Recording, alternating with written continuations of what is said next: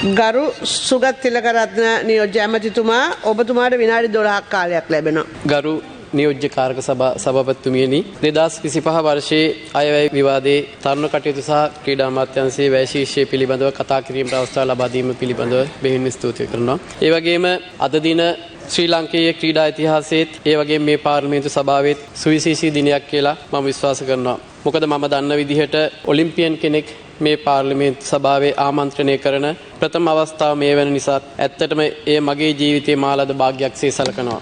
ඒ වගේම නුවරඑළිය දිස්ත්‍රික්කයේ නෝටන් බ්‍රිජ් විදුලිපුර මහාවිද්‍යාලයේ පාසල් ක්‍රීඩා පිටින් ආරම්භ කරපු මගේ ගමන ජාතික ජයග්‍රහණ ඒ වගේම ජාත්‍යන්තර ජයග්‍රහණ දක්වා ආමාවත ඔබ සැමට මතක ඇතැයි මා විශ්වාස කරනවා. ඒ දුෂ්කර ගමනේදී 1993 සිට 2006 දක්වා මා ලැබූ ජයග්‍රහණ වලින් බිඳක් මා ඔබ හමුවේ තමන්නා.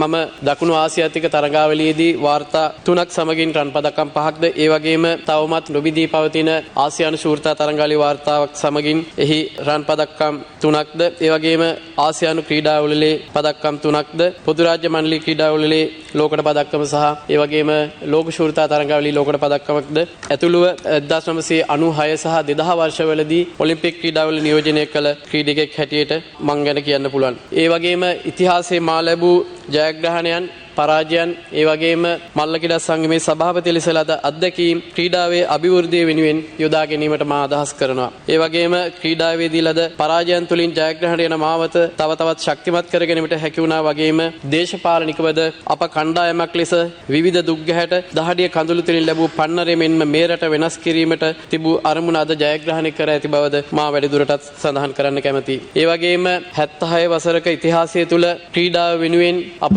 වෙන් කළ කාලය ඒ වගේම වෙන් කළ මුදල් සාපේක්ෂව නිරෝගී ජනතාවක් බිහි කරන්නට හැකි වුණාද කියන එක ගැන අපිට සැකයක් තියෙනවා. ඒ පිළිබඳව අපි නැවත සිතා බැලිය යුතුයයි මා විශ්වාස කරනවා. ගරු නියෝජ්‍ය කාරක සභාපතිතුමනි මේ විශ්වයේ තියෙන මහා මංගල්‍ය තමයි ක්‍රීඩාවේ අපිට තියෙන එකම ඒක තමයි ඔලිම්පික් ක්‍රීඩා තරඟාවලිය. 1948 ඉඳලා මේ දක්වා අපි ඔලිම්පික් ක්‍රීඩාවලිය අපේ ශ්‍රී ලංකාව වෙනින් අපි නියෝජනය කරලා තියෙන්නේ 107 දෙනෙකු පමණයි. ඒක ඇත්තටම ගත්තොත් එහෙනම් මම හිතන්නේ ඊටාම සුළු පිරිසක් අපි ලෝකයේ ඉදිරිය ගත්තොත්. ඒ වගේම තමයි අපිට තියෙන ඔලිම්පික් පදක්කම් දෙකයි 1948 ඩන්කන් වයිට් ක්‍රීඩකයා ඒ වගේම 2000 වසරේදී සුසන්තිකා ජයසිංහ ක්‍රීඩිකාවන්ගෙන් පමණයි. ඉතින් ඔවුන් දෙදෙනාම ලද රිදී පදක්කම් මම අද සිහිපත් කරනවා අපිට අපේ ක්‍රීඩාවේ අද තියෙන තත්ත්වයත් එක්ක. ඒ වගේම තමයි අපි ඉතිහාසය ගත්තොත් එහෙම අපි පොදු රාජ්‍ය මණ්ඩලීය තරඟවලදී තමස්ත සියලුම ක්‍රීඩාවලින් අපි පදක්කම් 24ක් මේ වෙනකොට ලබාගෙන තියෙනවා. ඒ වගේම තමයි ආසියානු ක්‍රීඩාවලදී විවිධ ක්‍රීඩා නියෝජනය කරමින් මේ වෙනකොට අපි සියලු පදක්කම් දින ඇත්තේ පදක්කම් 51ක් පමණයි. ඒ හා සමානව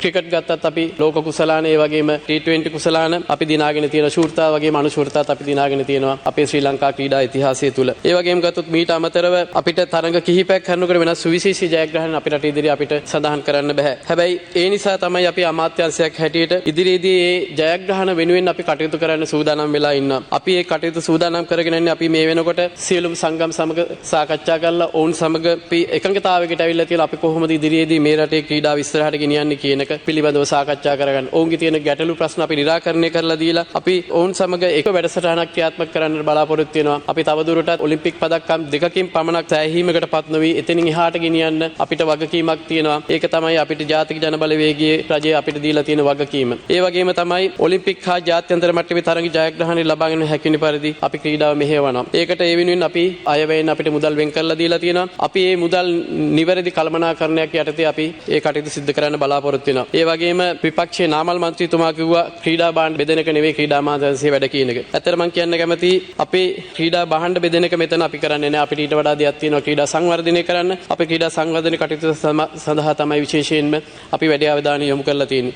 ඒ වගේම මම මතක් කරන්න කැමති ක්‍රීඩා භාණ්ඩ කිව්වම නාමල් මන්ත්‍රීතුමායි කාලේ කන්ටේනර් පෙට්ටිය වල ජිම් හදලා පාරක් ගානේ දාලා තිබ්බා. මම දන්නේ කීයක් දාලා තිබ්බද කියලා හරියටම. හැබැයි ඒ දාපු තැන් වල අද ඒව නැහැ. මං හිතන්නේ ඒවට වියදම් කරපු මුදල නිර්පරාදී නිස්කාරණේ නාස්ති වෙලා කියලා මං විශ්වාස කරනවා. ඒව ගැන හොයලා බලන්නත් ඉස්සරහට වෙයි කියලා මම මතක් කරන්න කැමතියි. ඒ වගේම අපි නාමල් මන්ත්‍රීතුමාත් කිව්වා හයි පර්ෆෝමන්ස් පූල් මේ විදි පවත්වාගෙන යන්නේ නැහැ කියලා. හැබැයි මේ හයි පර්ෆෝමන්ස් පූල් වලට අපි මේ වෙනකොටත් අදාළ ක්‍රීඩා සංගම් වලින් ක්‍රීඩකයින්ගේ තොරතුරු අපිට එවන්න කියලා අපි ක්‍රීඩා අමාත්‍යාංශ රේවන්න කියලා අපි දැනුවත් කරලා තියෙනවා ක්‍රීඩා සංවර්ධන දෙපාර්තමේන්තුව හරහා. නමුත් මේ වෙනකොටත් මම හිතන්නේ සංගම් කීපකින් හැරෙන්න අපිට ඒ සදා ක්‍රීඩිකාවන්ගේ තොරතුරු ලැබිලා නැහැ. හැබැයි ලැබිලා තියෙන තොරතුරු අනුව ඒ ක්‍රීඩකින්ගේ මේ මාසයේදී අපි මේ සංචිත ආරම්භ කරන්න අපි පටන් ගන්නවා. මොකද මේකට විශේෂ කාරණාවක් කියන්න තියෙනවා. මේ පුහුණු සංචිත 2021 දී ක්‍රීඩකින් 70 දිනකින් පමණ ආරම්භ කරලා තියෙනවා. අධීර 4ක් යටතේ මුදල් ගෙවීම සිදු කරලා තියෙනවා. ඊට පස්සේ හැබැයි පහුගිය 2024 වර්ෂයේ ගත්තොත් ඒ ක්‍රීඩකයින් 58 දිනක් සම්බන්ධ කරගෙන තියෙනවා මේ හයි පර්ෆෝමන්ස් පූල් එකට. ඔවුන්ගේ මම හිතන්නේ මේ වෙනකොටත් කිසිම පසුවිපරමක් කරලා නැහැ. ඔවුන්ගෙන් අපි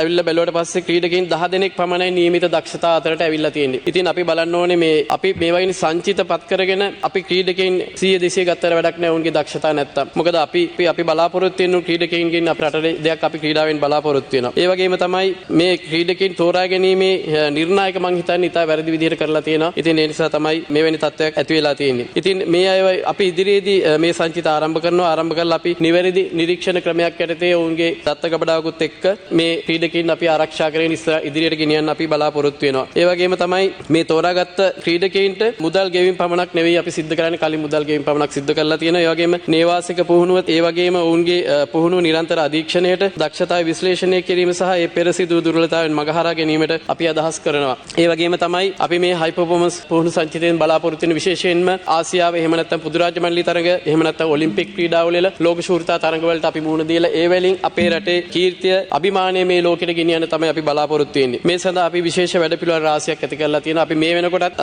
විශේෂයෙන් ගත්තොත් මලන ක්‍රීඩාවේ හෙල්ල විසිකිරීමේ ක්‍රීඩකයින් දෙදෙනෙක් ඉන්නවා මේ වෙනකොට. ඔවුන් දෙදෙනා මේ වෙන විට ලෝකයේ අංක 1 සහ අංක 2 කියන තැන්වල ඉන්නේ. සුමේද රණසිංහ සහ ප්‍රමේෂ් තරංග කියන ක්‍රීඩකයින් දෙදෙනා. ඉතින් අපි හිතනවා දැන් දකුණු ආසියාව ගත්තොත් දකුණු ආසියාව තමයි මේ වෙනකොට හෙල්ල විසිකිරීමේ හොඳම කට්ටිය ඉන්නේ. පහුගිය ඔලිම්පික් ක්‍රීඩාවලදී රන් පදක්කම සහ රිදී පදක්කම දිනාගත්තේ පාකිස්තානු ක්‍රීඩකයෙක් සහ ඉන්දියානු ක්‍රීඩකයෙක්. ඉතින් අපි දකුණු ආසියාවේ දැනට ලෝකයේ ගත්තත් හොඳම ක්‍රීඩකයින් ඉන්නේ දකුණු ආසියාවේ. ඉතින් අපි විශ්වාස කරනවා අපිත් දකුණු ආසියාතික රටක් නිසා අපිට මේ හෙල්ල විසිකිරීමේ ඉසවෙන් අපිට 2028 දී අපිට ඔලිම්පික් ක්‍රීඩාවලදී පදක්කමක් අපිට බලාපොරොත්තු වෙන්න පුළුවන් වෙයි කියලා. ඒ සඳහා අපි විශේෂයෙන්ම හෙල්ල විසිකිරීමේ ඉසව සඳහා විශේෂ වැඩසටහනක් ක්‍රියාත්මක කරනවා ඉදිරියේදී. අපි විශේෂයෙන් කියන්නේ මේ හෙල්ල විසිකිරීමේ ක්‍රීඩාව අපි ගමට ගිහිල්ලා ගමේ ඉන්න ක්‍රීඩකයින් තෝරගෙන මේ ඉසව සඳහා පමණක්ම අපි විශේෂිත ක්‍රීඩා වැඩසටහනක් ඉදිරියේදී ක්‍රියාත්මක දැන් මේ විදිහට අපි සැලසුම් සකස් කරගෙන පවතිනවා. ඒ සඳහා අපි ක්‍රියාත්මක වෙනවා. මොකද අපිට ඕනේ අපේ රටේ ක්‍රීඩාව ඉස්සරහට ගෙනියන්න විශේෂයෙන් ජාතික සහ ජාත්‍යන්තර ජයග්‍රහණ කියන මේ පැත්තට ගෙනියන්න. ඒ වගේ තමයි මේ වෙනකොට අපි පුහුණු සංචිත කියන්නේ අපි ජාතික සංචිත පවත්වාගෙන යන අපි පුහුණු සංචිත 3ක් අපි පවත්වාගෙන යනවා. එකක් හයි පර්ෆෝමන්ස්, ඊට පස්සේ නැෂනල් පූල්, ඊට පස්සේ කනිෂ්ඨ සංචිතය මේ කියන්නේ ඒ වගේ සංචිත 3ක් අපි කරගෙන යනවා. ඊට පස්සේ ජ්‍යෙෂ්ඨ සංචිතය ගැන කියනවා මේ පහුගිය වසරේදී ක්‍රීඩකයින් තෝරාගෙන තිබ්බේ 273 දෙනෙක් පමණයි ගරු නියෝජ්‍යකාරක සභාපතිතුමනි. නමුත් අපි මේ වෙන විට 2025 වර්ෂය සඳහා ක්‍රීඩකයින් 500ක් පමණ ප්‍රමාණයක් අපි සංචිතගත කරන්න බලාපොරොත්තු වෙනවා. ඒකට විශේෂ හේතුව තමයි ජනවාරි මාසයේ අපිට 2026 ජනවාරි වල දකුණු ආසියාතික ක්‍රීඩාවල පැවැත්වෙනවා. ඒ සඳහා අපි ක්‍රීඩකයින් සූදානම් කරන්න ඕනේ. මම හිතන්නේ ඒ සඳහා අපි විශේෂයෙන්ම කැපකිරීමක් කරන්න වෙනවා අපේ රටේ ජයග්‍රහණය වෙනුවෙන්. ඉතින් ඒ වන්නේ ඒ වගේ සැලසුම් එක්ක තමයි අපි ලෝක මට්ටමේ තරගාවලිතුමා තව විනාඩි 2ක කාලයක් ඔබතුමාට තිබෙන්නේ. ක්‍රීඩකායන් අපි සූදානම් කරන්න ලෑස්තිලා ඉන්නේ. ඒ වගේම සඳහන් කරන්න ඕනේ සංචිතගත ක්‍රීඩකයින්ට ආහාර පාන ඇඳුම් වියදම් ලබා දෙනවා වෙනුවට අපේ අමාත්‍යාංශයේ සතු යටිතල පහසුකම් ඔවුන්ගේ භාවිතය සඳහා අපි ගන්න ඔවුන්ට පහසුකම් සැලසනවා. ඒ වගේම තමයි ගත්තොත් එහෙම අපි විශේෂයෙන්ම කනිෂ්ඨ සංචිතත් අපි පවත්වාගෙන යන ඉදිරියේදී කටයුතු කරනවා. ක්‍රීඩා ශක්ති වැඩසටහන යටතේ අපි මේ දේවල් ක්‍රියාත්මක කරනවා. ඒ සඳහා අපි ක්‍රීඩා 19කින් ක්‍රීඩකාවන් තෝරාගෙන ඒ අවශ්‍ය ක්‍රීඩකාවන් 900ක් දෙනෙකුගේ සංචිතයක් අපි පවත්වාගෙන යන්න අපි ඉදිරියේදී කටයුතු කරගෙන යනවා. ඒ වගේම තමයි විශේෂයෙන් අපිට දැන් තියෙන ලොකු ප්‍රශ්නයක් තමයි ක්‍රීඩාවට විශේෂයෙන්ම ඇවිල්ලා තියෙනවා තහනම් උත්තේජක. විශේෂයෙන් අපේ ක්‍රීඩිකාව ගොඩක් වෙලාවට පුරුදු වෙලා තියෙනවා තහනම් උත්තේජක භාවිතයෙන් ක්‍රීඩාවේ ජයග්‍රහණ කරා යන්න. ඉතින් මම හිතනවා ඒක ලෝකයේ වගේම අපේ රටට විශාල ප්‍රශ්නයක් වෙලා තියෙනවා. ප්‍රබල තර්ජනයක් වෙලා තියෙනවා. ඉතින් හැබැයි මේ සඳහා අපි තහනම් උත්තේජක මර්ධන ආයතනය මගින් විශේෂයෙන් මේ සඳහා ශ්‍රී ලංකා තහනම් උත්තේජක මර්ධන ආයතනය සඳහා ක්‍රීඩකයන් දැනුවත් කිරීම, ඒ වගේම පුහුණුකරුවන් ගුරුවරුන් දැනුවත් කිරීම වැඩසටහන දිගින් දිගටම සිදු කරන්නත් ඉදිරියේදී පවත්වන ක්‍රීඩා තරඟවලදී විශේෂයෙන් පාසල් ක්‍රීඩා මට්ටම තුලත් අද මේ තහනම් උත්තේජක භාවිතයේ ශීඝ්‍ර ලෙස වර්ධනය වෙලා තියෙනවා කියලා අපිට තොරතුරු දැනගන්න ලැබිලා තියෙනවා. ඉතින් අපි මේ සඳහාත් අපි මැදිහත්ව කටයුතු කරනවා. ඉදිරියේදී මම හිතනවා අපි විශේෂයෙන්ම තහනම් උත්තේජක මර්ධන ඒකකයේ හරහා ක්‍රීඩකයන් අනිවාර්යයෙන්ම ඒ පරීක්ෂණ සඳහා යොමු කරන්න. මොකද මේ වැලි දැනට භාවිතා කරන්නේ මූත්‍රා සාම්පල පමණයි. හැබැයි ලෝකයේ මේ වෙද්දී අපි ලේවලිනුත් මේ තහනම් උත්තේජක මර්ධනය පිළිබඳව අපිට පරීක්ෂණ කරන්න පුළුවන්. ඉදිරියේදී කෙසේ හෝ මේ පරීක්ෂණ දෙක යටතේ අනිවාර්යෙන් අපිට පරීක්ෂණ කරන්න සිදු වෙනවා. මොකද අපි ඒ සඳහා කොහොම හරි පෙළඹෙනවා. මොකද එහෙම නොවුනොත් එහෙම අපිට අපේ රටේ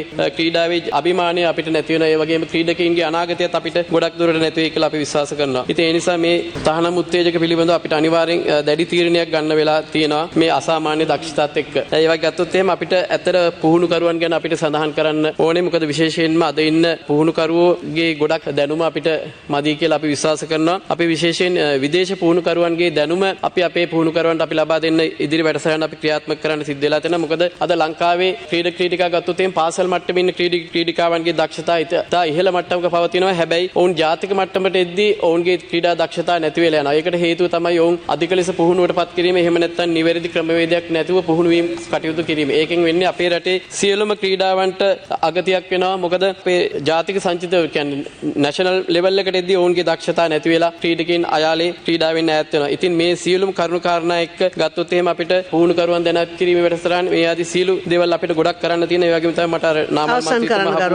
ප්‍රශ්න දෙකකටත් උත්තර දෙන්නත් තියෙනවා. මේ අර පුහුණු සංචිත ගැන පුහුණු සංචිතේ හොස්ටල් ගැන බලන්න කිව්වා, කෑම ගැන බලන්න කිව්වා. මමත් අවුරුදු 13ක් හිටියේ ඔය හොස්ටල් එකේ ඔය පූල් එකේ. හැබැයි මම ක්‍රීඩා අමාත්‍යාංශයටපත් වෙලා අපි සතියකින් ගියා බලන්න ගිහිල්ලා එහිදී තිබ්බ අඩුපාඩුකම් සියලු දේ අපි දැනුවත් කරා. ක්‍රීඩා වෛද්‍යකේ පෝෂණ වේදීන්ට අපි දැනුම් දුන්නා. ඒ අවශ්‍ය කෑම මෙනු එක වෙනස් කරලා ඒ අවශ්‍ය විදිහට ලබා දෙන්න කියලා. ඒ වගේ AC කැඩලා තිබ්බ ඒ හැමදේම අපි නැවත හදන්න කිව්වා. හැබැයි අපිට ඊට පස්සේ බලන්න යන්න උඩ. හැබැයි අපිට නිතර මේ පැත්තට යන්න බෑ. ඒක මම හිතන්නේ අපි ඒ වගකීම බාරගත්ත අයගේ වගකීමක් ඒක ඉෂ්ට කරන්න ඕනේ. ඒ කටයුත්ත ඒ වගේම මම මෙහෙම අවසන් කරන්න ජයග්‍රහණය විසින් රටට කීර්තිය සහ අභිමානය ගෙනීමත් සහභාගීත්වය තුළින් නිරෝගී ජාතියක් බිහි කරන විනයගරුක ශක්තිමත් පෞරුෂයක් සහිත උසස් මනෝභාවයක් ඇති ජන සමාජයක් බිහි කිරීම අපගේ එකම අරමුණයි. බොහොමත් ස්තුතියි.